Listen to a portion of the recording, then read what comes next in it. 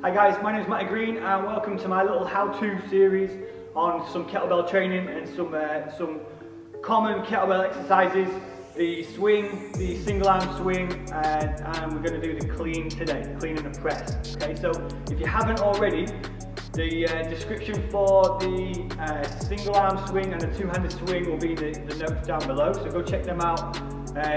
It's got some great tips for the setup of the swing, but also they will be the same for the clean as well. Okay, so go back and see them if you haven't already. So the clean and the press today.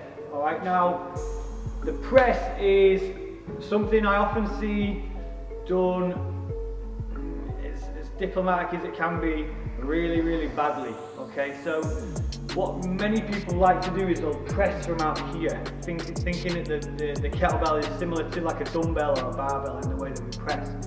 Now, this isn't going to put the shoulder in a nice situation just because of the way that the kettlebell, the weight is loaded. That's going to be pulling backwards on this kettlebell, and it's not going to be optimal for you to deliver maximal tension and strength and power through the kettlebell. Okay, so if we have a suboptimal clean, then your press is probably going to be a little bit off as well. Okay.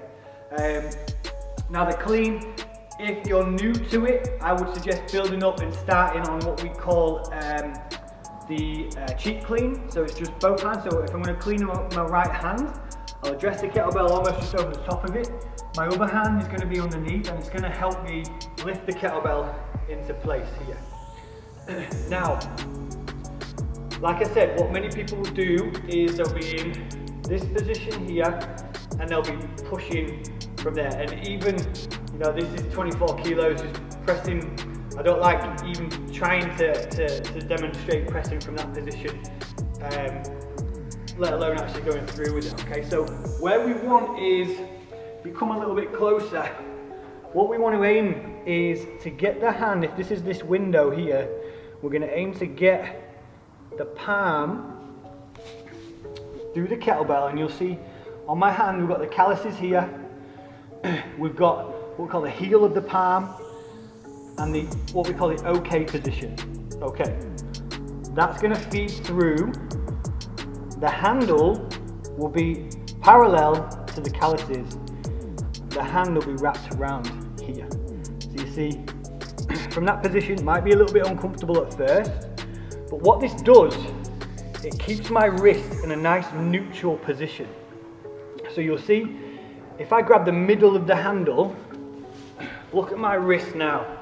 This is a suboptimal position, and it even doesn't feel too good holding it there for my wrist to be in that position, and I can't really push and press force through that because my joint, the wrist joint, is out of alignment. When we press, you want to imagine we've got a rocket underneath this elbow. That's going to transfer all the way up through the forearm into that kettlebell as we press up. If you're out of alignment, you're just going to want to pull that arm down. And some guys, some girls are pretty strong and they'll get away with that for a while, but we're talking about making strong people stronger. Okay, so these little nuances with things like this will make you stronger in the long run and hopefully reduce the risk of injury.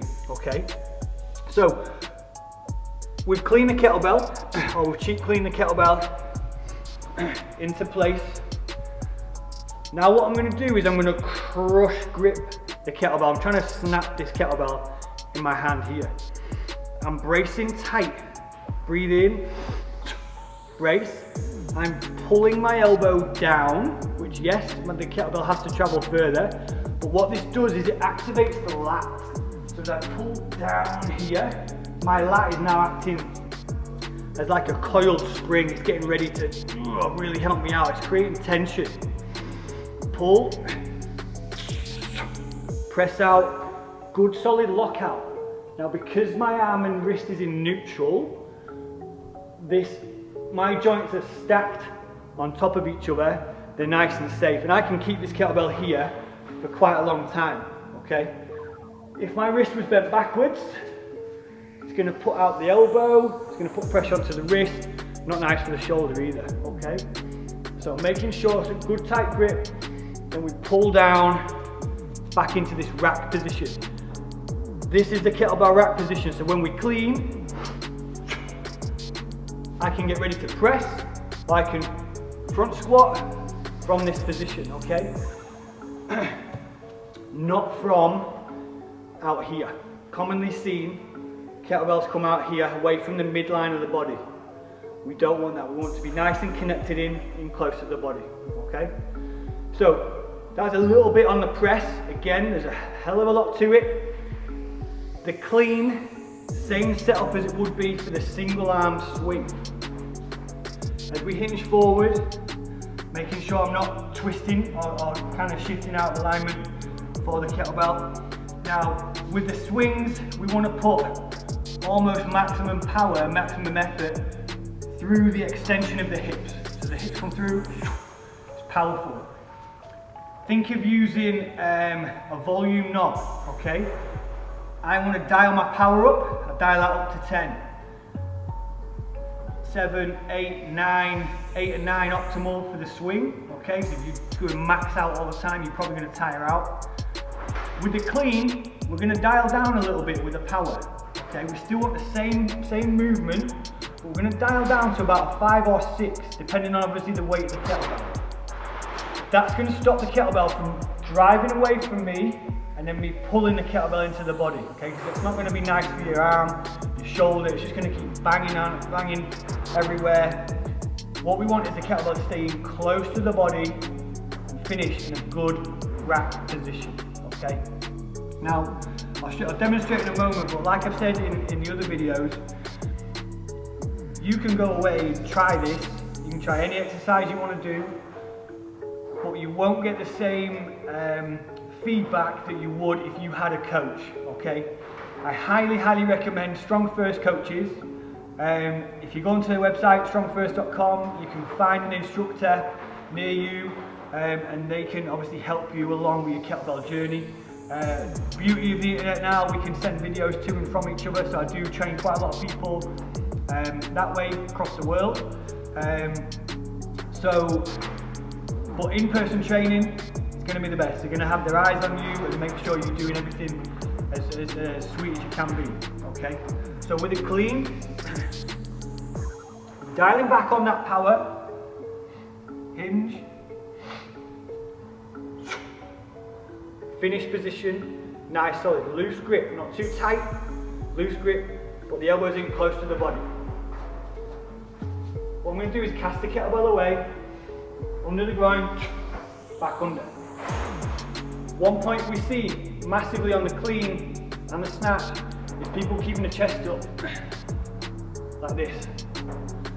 What I'm doing there is loading my quads, putting pressure through my knees and not activating hamstrings and glutes like I am in the swing. So we don't want the clean to be doing this and pulling in.